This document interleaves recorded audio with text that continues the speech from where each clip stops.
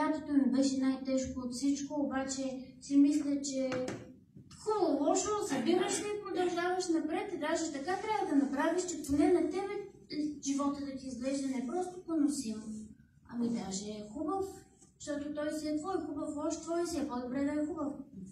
Всъщност аз мисля, че животът е такъв какъвто е, пък ти решаваш дали си щастлив или си нещастен.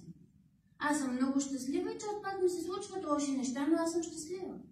Би могло да е точно обратното казано и щеше пак да е вярно. Сега ще пищи.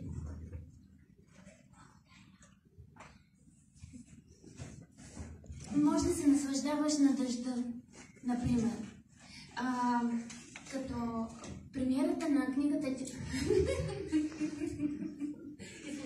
Премиерата на книгата "Тя се наслаждава на дъжда" в Стара Загора беше в книжарница Хеликон. И аз влизам в Стара Загора. И цялата книжарница на кочулене с ни чадъри.